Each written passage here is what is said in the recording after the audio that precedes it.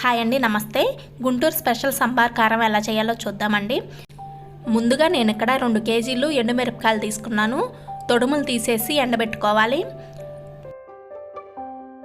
బాగా ఎండబెట్టుకోవాలి. చూడండి, ఇలా విరిస్తే విరిగే వరకు బాగా ఎండబెట్టుకోవాలి. అలాగే ధనియాలు, మెంతులు, ఆవాలు, వెల్లుల్లి, జీలకర్ర, ఉప్పు, కరివేపాకు కూడా ఎండబెట్టుకోవాలి.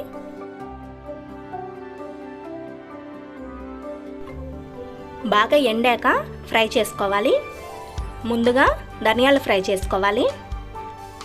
1/2 కేజీ ధనియాలు తీసుకుని ఫ్రై చేసుకోవాలి.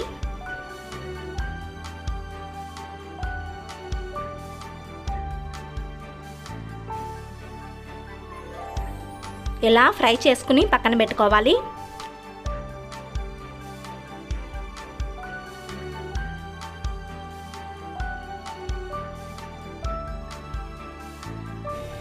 ఆవాలు 100 గ్రాములు వేసుకుని ఫ్రై చేసుకోవాలి.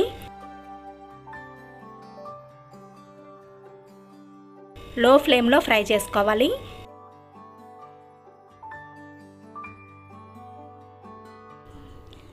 ఇలా ధనియాల్లో ఆవాలు వేసేసుకోవాలి. మెంతులు 100 గ్రాములు వేసుకుని ఫ్రై చేసుకోవాలి.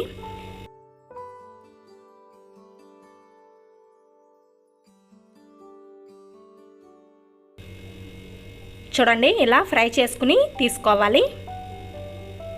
ధనియాలు, మెంతులు, ఆవాలు కలిపేసుకోవాలి. జీలకర్ర 100 గ్రాములు తీసుకుని ఫ్రై చేసుకోవాలి. ధనియాలు, మెంతులు, ఆవాలు కలిపేసుకోండి. జీలకర్ర సపరేట్గా తీసుకోవాలి.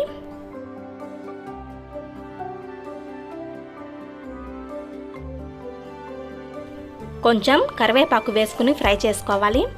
ఈ కరివేపాకు సరిపోతుందండి, ఎక్కువ ఫ్రై చేసుకోవాల్సిన అవసరం లేదు. కొంచెం ఫ్రై చేస్తే సరిపోతుంది.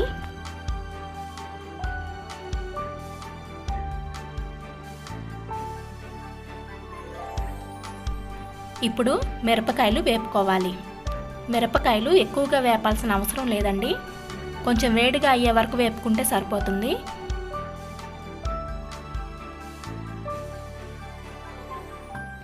చూడండి, ఇలా వేపుకుంటే సరిపోతుంది.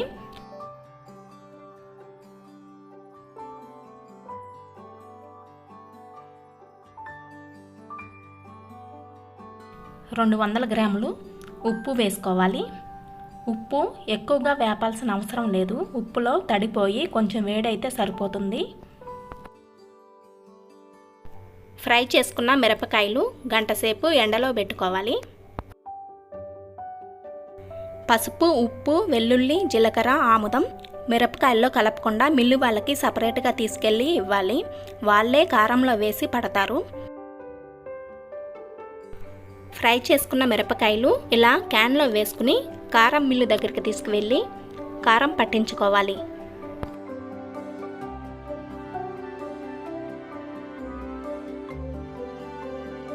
మిల్లు నుంచి తెచ్చాక కారం చూడండి ఎలా ఉందో. ఈ కారం ఏ కూరల్లో వేసుకున్నా చాలా బాగుంటుంది.